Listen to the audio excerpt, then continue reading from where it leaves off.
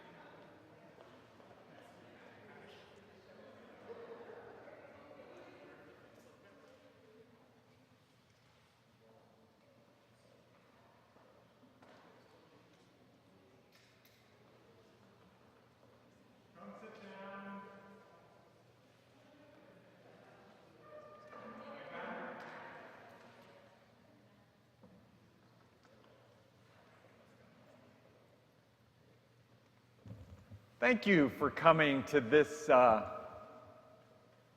forum. So part of what we're doing, come sit further front. We want people more to the front. Part of what we're trying to do today is a word we call discernment, right? And you do discernment all the time. Discernment is about choosing between options. Could be good options, bad options, right? You're sorting out. We do discernment. So when you do discernment in the church, or if we talk about faith discernment, spiritual discernment, as we're sorting through options, one of the things we're hoping to do is to try to follow God's direction, right? How do you discern where God would want you to go? A lifelong struggle to try to do that, but it kind of takes a deep listening to yourself, to the community, prayer. How do we know between options where we might go? So that is the hope, is that we're doing some discernment together. We are in a really good place as a congregation in that we're not scrambling to say, can we make it through this year? We actually have some resources. So we can be in a place. We're not just to think about how do we make it through this year, what do we need to get through, but we can think in the future. 2 years from now, 10 years from now, what could we be doing now that would help keep our church vital into the future? Reach people we're not currently reaching. What a great opportunity for us, for this congregation.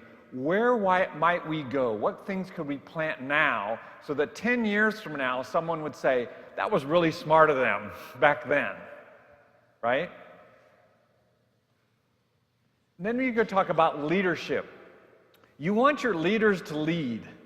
And so some of the time, as a rector, you do something that's called vision casting, right? You want to have your rector say, here's where we could go. Here are the possibilities. And I'm glad to do that. Actually, I'm not exactly clear right now where we should go between these options. So this is a great opportunity. I have some opinions, but this is and the vestry has also done a little discernment, and it's not exactly clear. Oh, we're kind of wrestling. What if we went this way or that way? So one of the pieces is to involve you all, involve the greater congregation. So you're a slice of this congregation. What we're doing today, we're not voting. This is not majority rules, but it is a kind of barometer or temperature taking. Where are people right now? What are you drawn to? What are you interested in? Where do you think between some options we should go? So your voice definitely matters in the midst of this discernment of different directions. Okay? So with that as kind of a precursor, we're thinking through. I'm going to show you some options, and as I said, we're going to get to a place to vote. We could also do just a little. These are, in my opinion. So what are the things? If we're discerning new directions, here's just a couple of things that I think are also helpful for a church discerning its future ministries. Okay, how do you know? What would you use? So one of the first things is mission. To think about, what is our mission? What should we be about? I mean, somebody could have the idea, well, why don't we start a coffee shop? Well, that's a fine idea, but maybe not mission focused, right? So what does God want us to do? What's the mission of Jesus for this place? You know, worship, music, education, pastoral care, outreach. There are some things that we know about. Okay, let's stay on that mission. We can do other things, but what is our church on this planet to do? Okay, so let's focus on mission. Listening. So that's listening to our hearts, listening to each other, listening to God. One of the challenges with listening is, if I already know the answer, I'm not going to do much listening. If I have an opinion and it's mine, then I'm going to stop.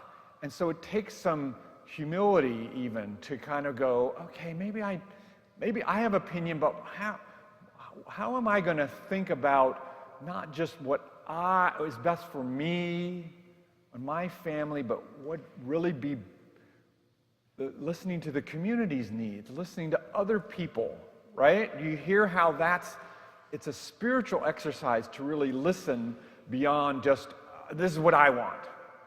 Okay, so if we can stay in that space, that's going to really help us. I use the word organic or fit. So as a church, if you're trying to choose things to do, direction to go, there are things that are going to fit us that other churches are doing that won't fit them, and vice versa, right? So another church is really good at doing, you know, whatever it is, some sort of outreach program. Great. Does that fit us? We can even talk about DNA. What does our church do well? And you even know some of the history. What have we been about that's been successful? Doesn't mean we don't try new things, but that's helpful to know. Let's just not recreate what some other church is doing. What actually fits us and is a passion for this group right here that's our congregation now? Brainstorming. We're just do a little brainstorming, but you all know about brainstorming. In brainstorming, we start by saying there's no dumb ideas. Of course there are dumb ideas. Okay, there are some dumb ideas. But we really want to have a no judgment zone of, like, if you have an idea, we want to, or comment, let's accept that. In brainstorming, we also know just because I say it, it might not happen, because we're brainstorming, right? We're just kind of generating some ideas, and these ideas have been through a process already of generating by the staff has gone through this, the vestry. So you all are kind of the next stage of, okay, what other things, if you have other things to be thinking about. Gather data. I think this is also helpful in discernment. I was trying to think of an example. Let's say we said, well, we should start a preschool. Well, we probably should know, what does that take? What does it cost? What are the approval process? Anything like that. So that's more kind of maybe in the future if we start to pick a direction, but we could gather data. Well, another church did that. Maybe we should learn from them. So there's a data gap. I know a few things. I've been around a little bit, but I don't know everything. So we got to be humble about, okay, maybe that's a good idea. We should find out more before we proceed with that. And then the last one I put down here is risk. I do think this is a moment, because we're in such a good space as a congregation, we're not in a desperate place, for us to maybe take a risk, to think about stretching ourselves. Oh, we could do this little safe thing, and that's fine. What might be maybe a bigger sacrifice we could make? What's a possibility we could dream? Even if we dream big and we can't quite get there, now's a moment to do a little of that. You can see how that's helpful. The church particularly kind of preserves itself, so it's good to kind of think big for a moment. What's possible? All right? Let me just pause there.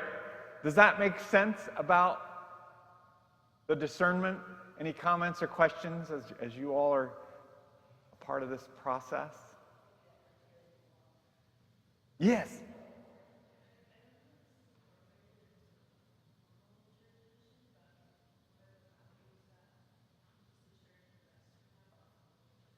She's asking about the values. What are the values of the church? And we could spend time doing that. We've done some of that work. We even had sort of like 6 different values of this congregation. We talk about our baptismal covenant. So I think we can't explore all of that today, but as much as you know about what are the values of the Christian faith and the Episcopal Church and this congregation, that should be a part of what you bring. So, great question. All right. So, we could talk about lots of different topics, but I have a focusing question for us to kind of narrow our thinking. So, the focusing question topic is, our church has $54,000 of undesignated funds in its budget for 2025.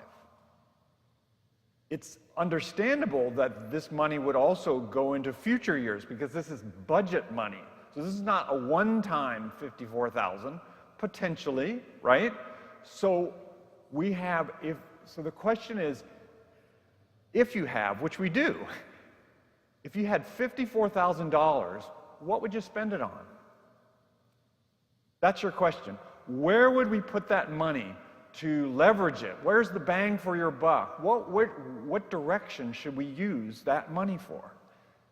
Again, I'm just going to say, churches don't have this question.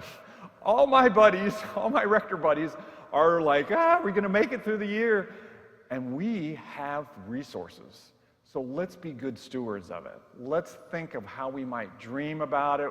Where could we put it? Okay? So that's the question. Now, I am going to, because I want to be a little directive, I have a few things for us to not focus on, although that's the question. Okay, this is for me. These are all reasonable things to focus on, but I don't want to.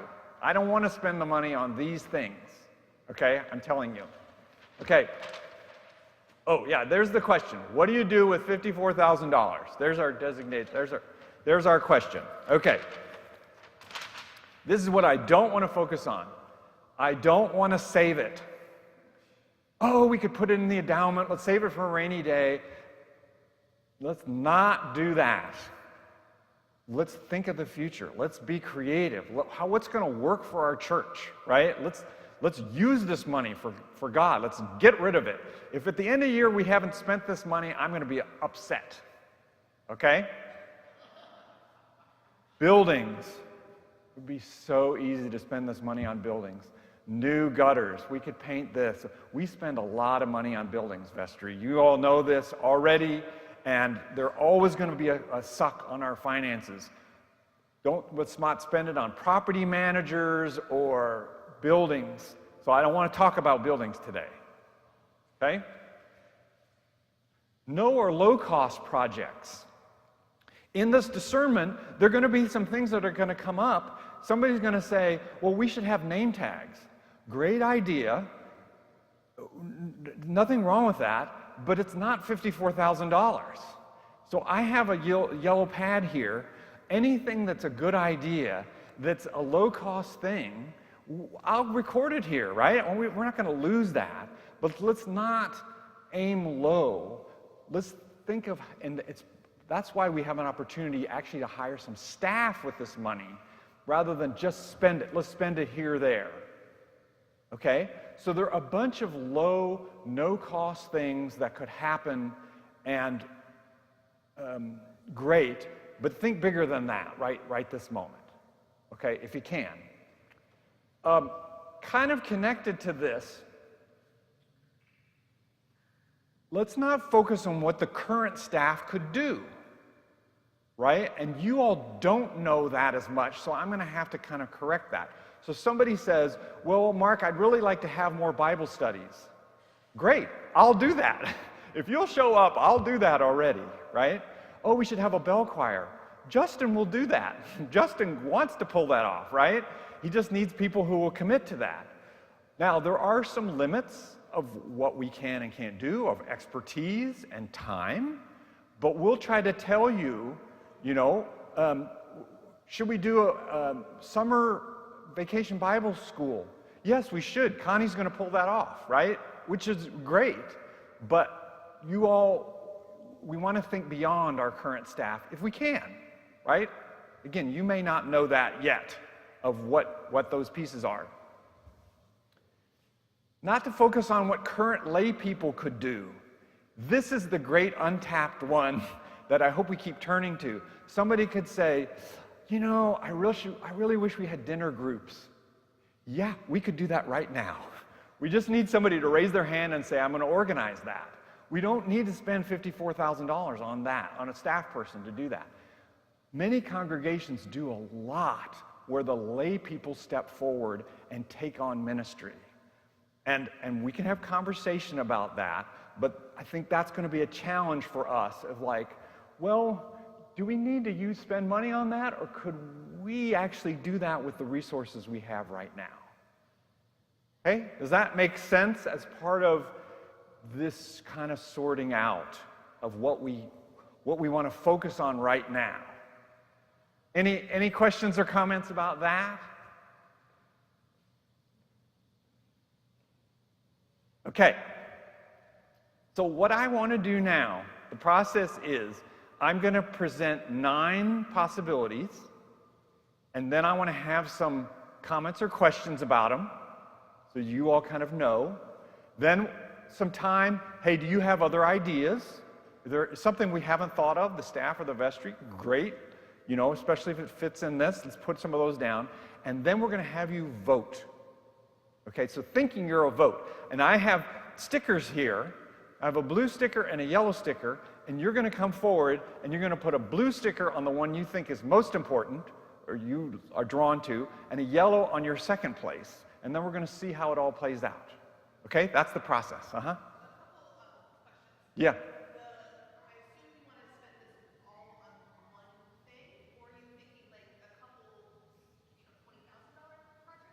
Excellent question. Did you hear that? Should we spend this $54,000 on one thing or multiple things? I think that's for us to discern. I will say some of the time, if you break it up too much, you don't have the impact. We have an opportunity with that much money. It's not $2,000, it's $54,000 to spend it on something. So I don't know. If you divide it up, do you water it down or do you get more good out of it? That's a great question. And then, are you looking for ideas that have an annual cost, that's like a long-term thing, or like a one-time $54,000? Because then you're like, okay, what are we doing next year? We could put this as part of our budget, longer term. That's the potential that we have is, let's take on, it doesn't have to be 1 year, it could be. Yeah. I would just say, reiterating what you said, Mark, is that this is a surplus in the 2025 budget due to systemic changes to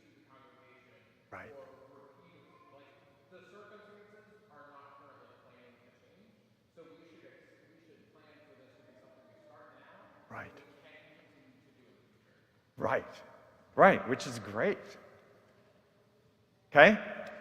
So there's the let me jump into and I apologize that these are all kind of murky, but that's what they are. We don't know. I don't have all the details. I have some, or we have some of the ideas of it. And these can also be combined, right? Just because, well, if you do this, could you combine? Well, I'll show you different possibilities. Okay, so let me start here. And I'm going to start with clergy. We could put this money towards clergy. We have had 2 full-time clergy. There have been times where we had 3 clergy on the staff, right? And now Flo is here 2 Sundays a month, very part-time, which I love having her here. She's not here in the summer, so she can give a little bit of time. Do we need more clergy help for pastoral care and preaching and all these other pieces? That I don't feel the pressing need for that, but in the right combination or the right person, that could be great. So a buddy of mine just hired a new priest out of seminary, and I think it cost them $120,000. So that's salary, benefits, staff, insurance, all of that. So now we're in a kind of part-time, right? Just to tell you so a part-time clergy person could be, hey, that's what we need. Great, we could sort that out. Another one that was kicked around is, do we need a staff person that's sort of communications and marketing? I would say Justin does a lot of that. He does administrative work. He does our website. I do some. Connie does some of that. It matters what you thought. You know, the idea that we have this hidden gem of a church that needs to be known more in the neighborhood and in the greater world, that makes sense. Again, how much of that could a layperson say, well, I'll help with that? Or is there some person of expertise that we could really leverage right now? Marketing, electronic, advertising, that's just an idea. Is that a layperson? Is that a clergy person? I don't know. But you get the idea. Is that an interest? Another one that has been kicked around is a kind of program coordinator. I wish Letiri was here, because she at the vestry was talking about, do we need a person who can kind of oversee different ministries, small groups, LGBTQ ministry, would let people into the church? Now then one of the questions is that person leading those, like leading the LGBTQ group, or just letting them in? Are there ways that there are more things going on that Justin and Connie and I, who are the full-time people, we can't handle? We can handle a lot of it, and Justin does a lot of the calendar. So I don't know I wish Letiri could describe. Do you remember her talking about this? She was talking about, right? Do you remember this? I think there was another church that Yeah. had a social worker. Yes. They would come to programs, the social worker would know, hey, we can run a program called Burnout and Stress. And so they could not only coordinate that, but also kind of run it. Or if they needed outside help, they could coordinate the outside help. Right. So this kind of was a social worker who coordinated different ministry pieces. Again, you'd have to find that right person, but it's an interesting thought. I just wanted to record that. Yes? Are you able to tell us whether you, Justin, and or Connie are feeling comfortable? That's a great, thank you for that. I don't think we are. I think we're actually functioning really well as a team, so that it's better to think, what new direction could we go? If you dump too much on us extra, that might be a lot, but we're functioning fine right now, I think. Thank you. So a new congregation. I get excited about this one because I can think of some examples. So my father-in-law was at the cathedral in Dallas, and they planted a Hispanic congregation. They had a 10 a.m. service, and they expanded a Hispanic congregation that met at noon. And it started small and got big, and the truth is, it outgrew their 10 a.m. service, right?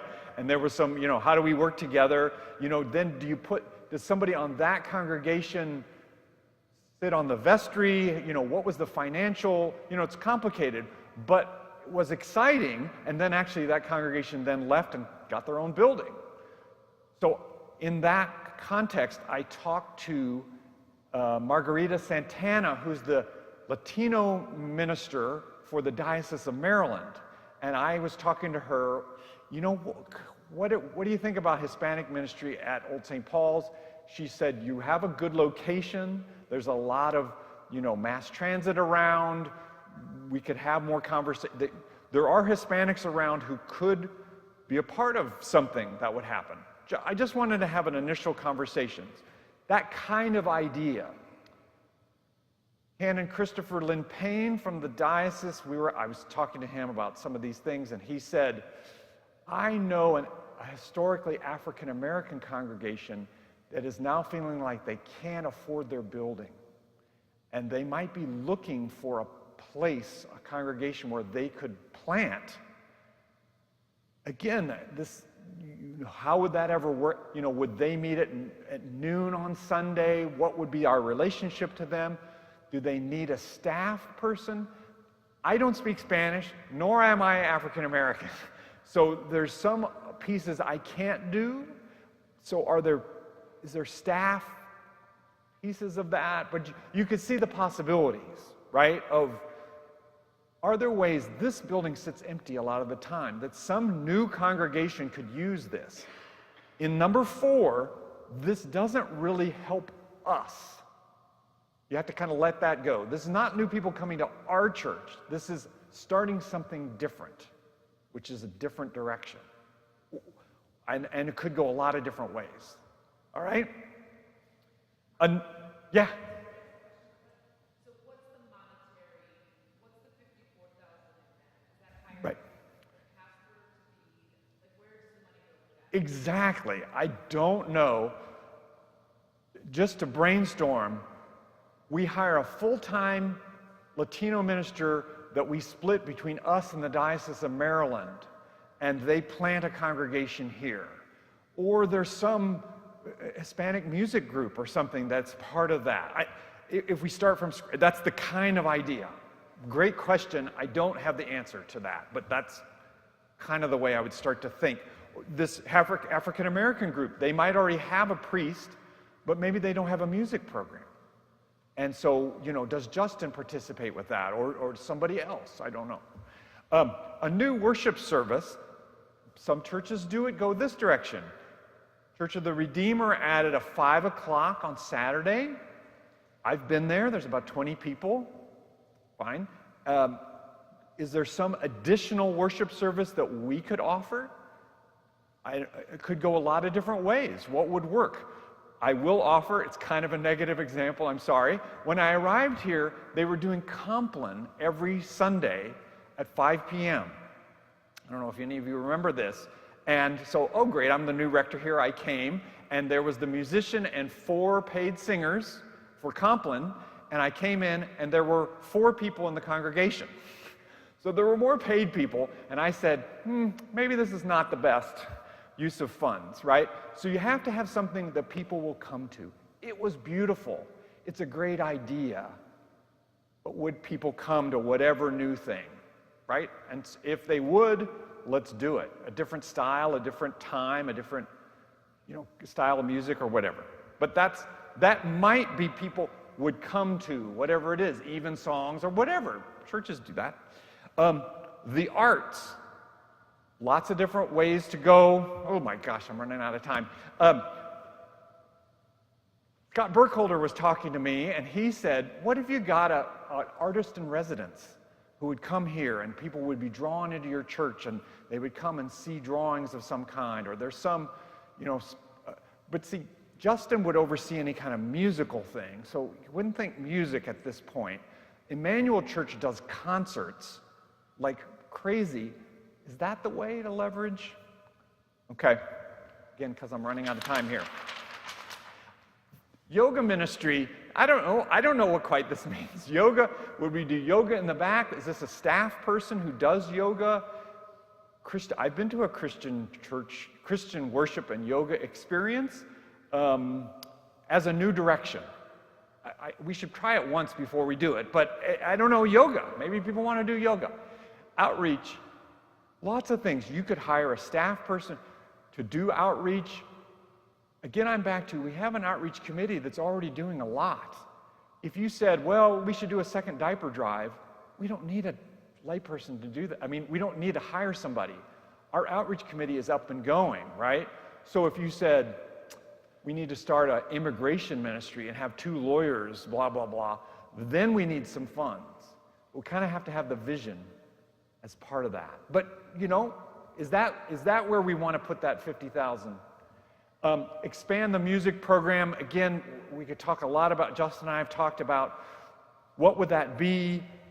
You know, if you add another choir, I don't know. If you added a neighborhood children's choir, okay, now that would need some funds. That's an interesting idea. We've seen other churches, he and I have talked about, there's a church in Hartford that did that, right? They offered music for neighborhood children, and the children sang on Sunday. Now, would people show up to that? That, for example, was not for the congregation. That was for the neighborhood. Just ideas. Okay, so, because I want to have time for this. Yes? Yeah.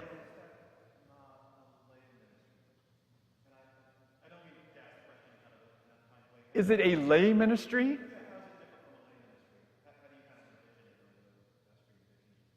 Well, I know a priest in the diocese who does yoga ministry, but it could certainly be a lay person.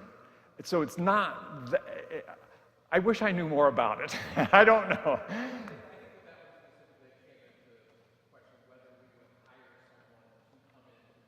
Yeah. Yeah. So and I apologize that I'm running out of time, but my process is comments or questions on this, other ideas, and then to vote. I don't want to rush, but I do want to focus. Yes?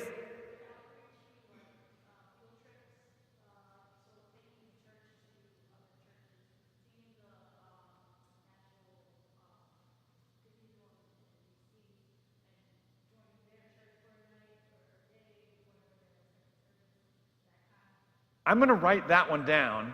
I think the idea of partnering with other churches is another idea. I'm thinking outreach is more helping people in need and social justice rather than the partnering, which is a great idea. Yeah, well, let me go to Nancy and then Angela. What if we sort of combined program coordinator, like a social worker, with a new congregation where we targeted people that were new to the country or homeless in the area and be able to connect them to services afterwards? You're talking about combining program coordinator and outreach? You could even combine clergy and outreach. You could hire a clergy person to do that too. So absolutely, to make that happen. Let me go to Angela and then Jennifer. Yeah. Yeah. Yeah.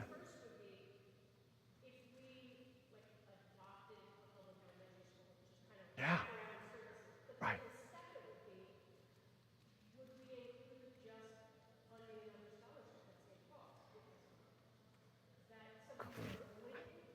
I mean, these are great ideas. I don't know if we want to, I mean, I'm going to have to put these up here. Because scholarship, and then, I mean, sort of an outreach, but you're having the idea of adopting a school. Again, we don't know quite, it's such a great idea, though, because it could be a wraparound that really would cost some money to pull off. I think that's you might, yeah. Yeah. Yeah. A scholarship fund. Yeah. Yes.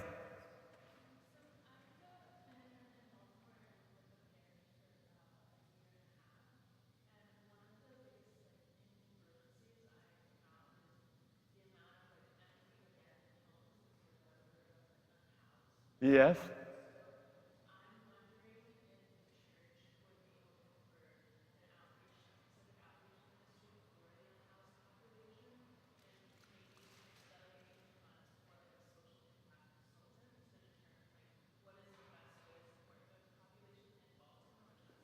So, not to cut you off, but I would say if you want thinking of that, vote here. Because there are probably a dozen ideas we could come up with of outreach projects. We'd have to do research, what's possible, do we need staff? So, great. Yes, Kenny? Yeah.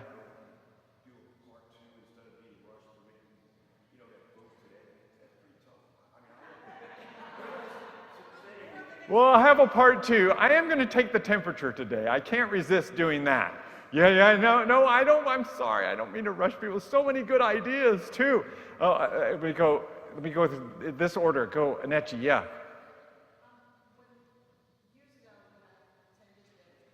Uh-huh.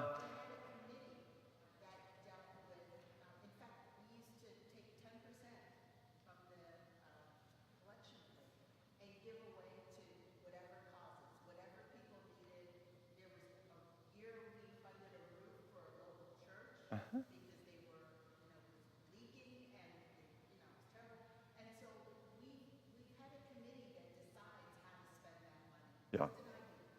Again, I would vote for outreach if you're interested in that one. Yeah. For grants? Sure. Leverage it.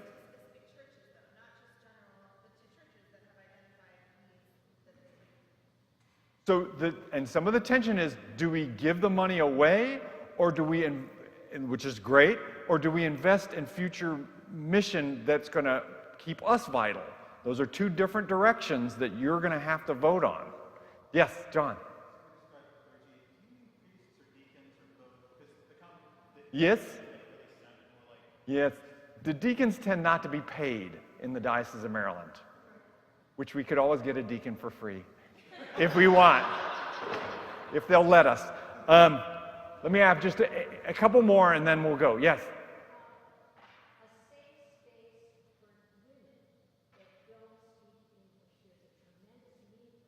Okay. Again, I'm gonna put that in outreach as I'm gonna put that under. If you want that one, if you want to discern about, we see so many needs. I'd love to have that money go there. Let's do that one. Uh-huh.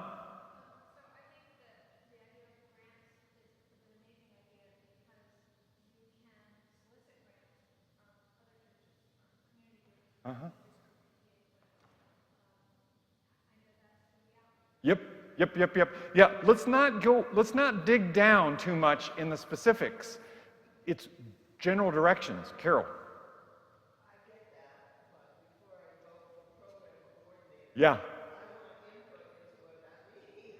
I know, I wish I knew. What does it mean?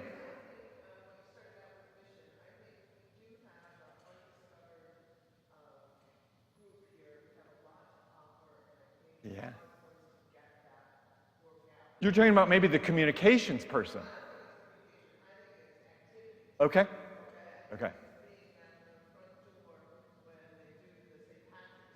Uh-huh. Yeah, but is that a paid position or is that a lay people pull that off?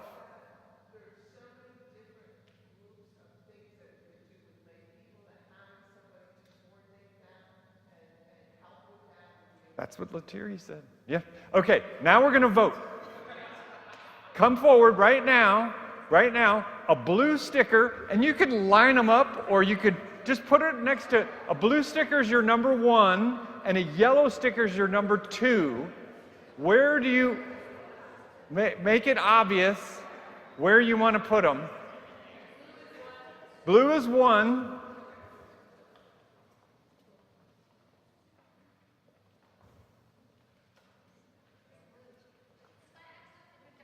Yeah, no, that's cheating. That's hanging Chad.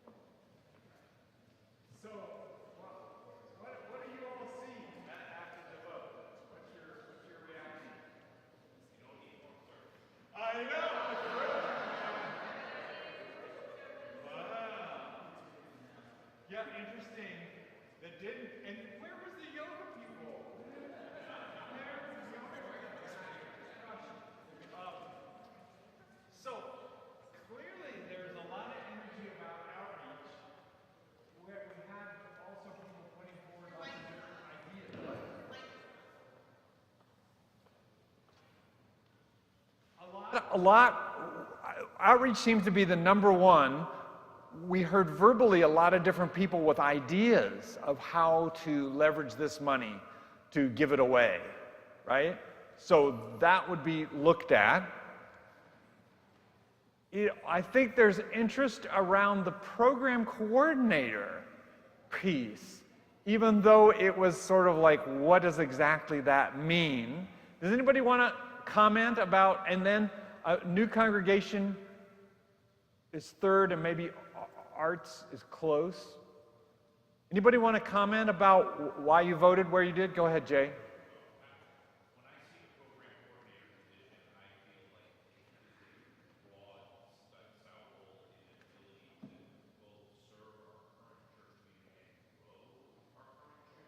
Okay.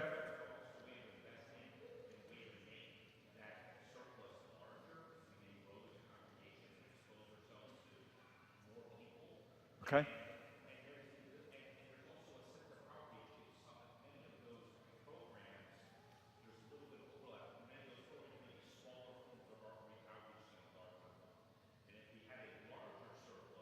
Uh-huh.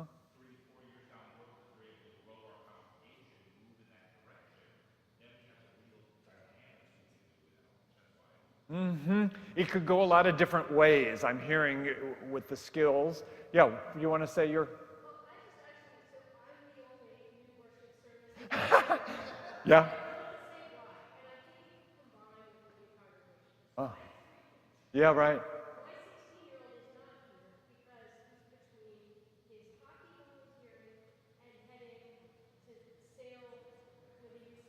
Yeah.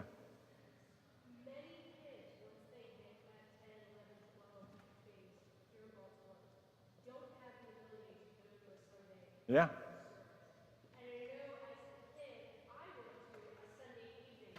Yeah.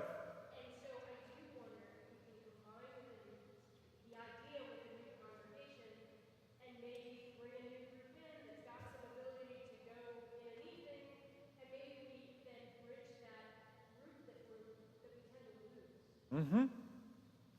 To combine that with reaching some people here. Anybody want to say why you voted for outreach? Why, that was, yeah. Uh-huh.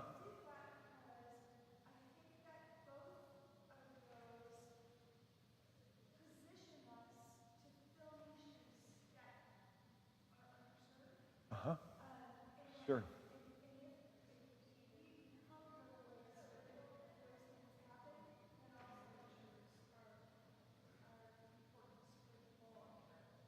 So she was saying, an underserved. There are lots of outreach needs, and maybe there's a new worship service need that isn't being met.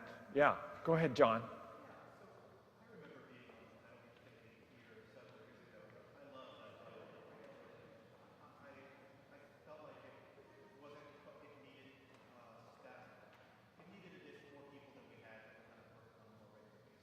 Okay.